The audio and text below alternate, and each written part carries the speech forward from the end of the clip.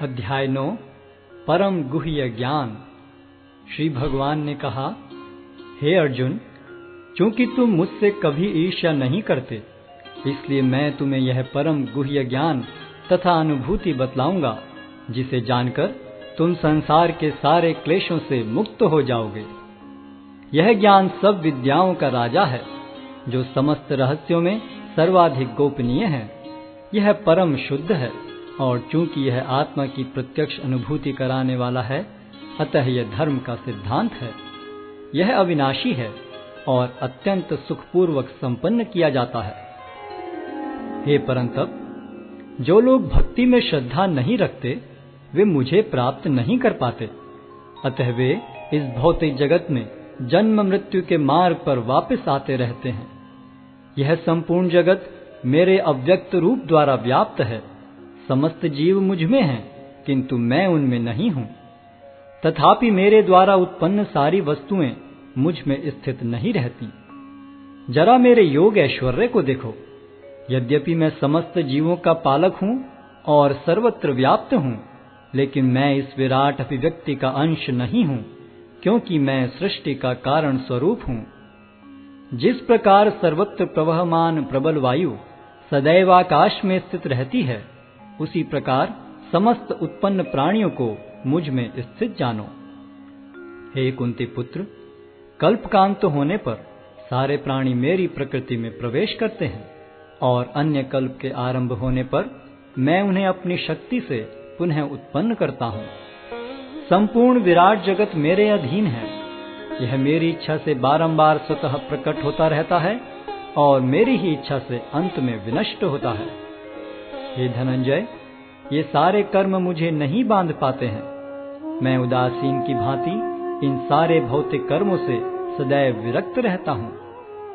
हे कुंती पुत्र, यह भौतिक प्रकृति मेरी शक्तियों में से एक है और मेरी अध्यक्षता में कार्य करती है, जिससे सारे चर तथा अचर प्राणी उत्पन्न होते हैं।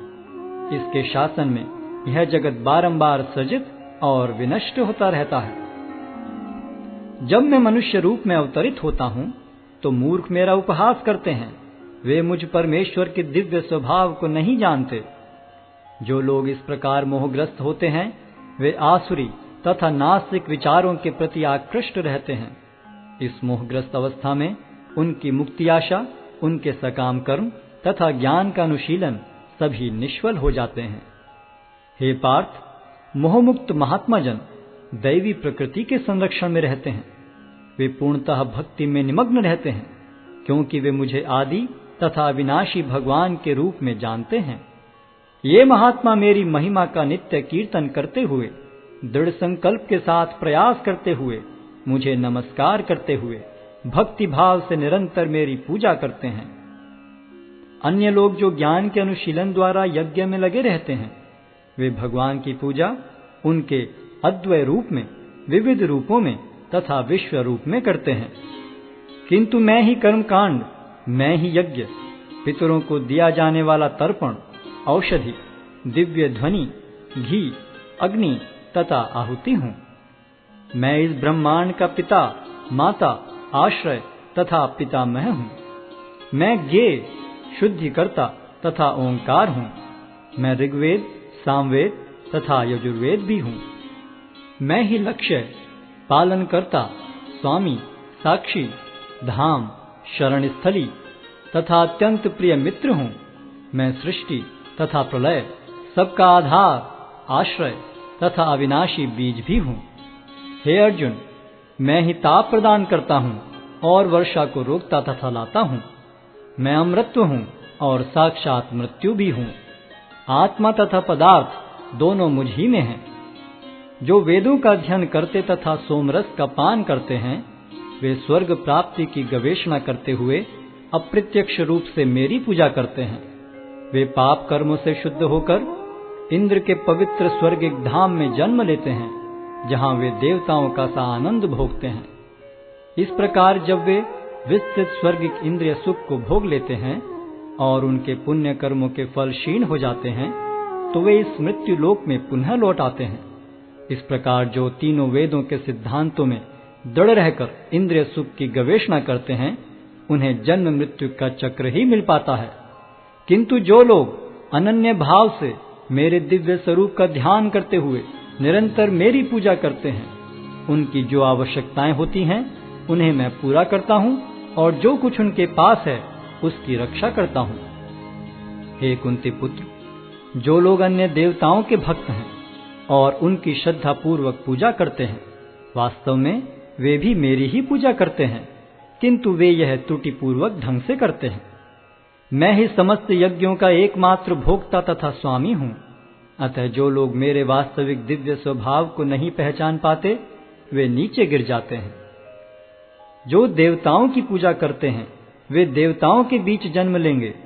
जो पितरों को पूजते हैं वे पितरों के पास जाते हैं। जो भूत प्रेतों की उपासना करते हैं वे उन्हीं के बीच जन्म लेते हैं। और जो मेरी पूजा करते हैं वे मेरे साथ निवास करते हैं। यदि कोई प्रेम तथा भक्ति के साथ मुझे पत्र, पुष्प, फल या जल प्रदान करता है तो मैं उसे स्वीकार करता हूं। हे कुंती पुत्र, तुम जो कुछ करते हो, जो कुछ खाते हो, जो कुछ अर्पित करते हो या दान देते हो और जो भी तपस्या करते हो, उसे मुझे अर्पित करते हुए करो। इस तरह तुम कर्म के बंधन तथा इसके शुभाशुभ फलों से मुक्त हो सकोगे। इस संन्यास योग में अपने चित्त को स्थिर करके तुम मुक्त होकर मेरे पास आ सकोगे। मैं न तो किसी से द्वेष करता हूं, न ही किसी के साथ पक्षपात करता हूं। मैं सबों के लिए समभाव हूं, किंतु जो भी भक्ति पूर्वक मेरी सेवा करता है वह मेरा मित्र है, मुझ में स्थित रहता है और मैं भी उसका मित्र हूं। यदि कोई जघन्य से जघन्य कर्म करता है, किंतु यदि वह भक्ति में रत रहता है तो उसे साधु मानना चाहिए, क्योंकि वह अपने संकल्प में अडिग रहता है। वह तुरंत धर्मात्मा बन जाता है और स्थायी शांति को प्राप्त होता है। हे कुंती पुत्र, निडर होकर घोषणा कर दो कि मेरे भक्त का कभी विनाश नहीं होता है। हे पार्थ, जो लोग मेरी शरण ग्रहण करते हैं वे भले ही निम्न जन्मा स्त्री, वैश्य तथा शूद्र क्यों न हो, वे परम धाम को प्राप्त करते हैं। फिर धर्मात्मा ब्राह्मणों, भक्तों तथा राज ऋषियों के लिए तो कहना ही क्या है। अतः इस क्षणिक दुख में संसार में आ जाने पर मेरी प्रेमा भक्ति में अपने आप को लगाओ। अपने मन को मेरे नित्य चिंतन में लगाओ। मेरे भक्त बनो, मुझे नमस्कार करो और मेरी ही पूजा करो। इस प्रकार मुझ में पूर्णतया तल्लीन होने पर तुम निश्चित रूप से मुझको प्राप्त होगे।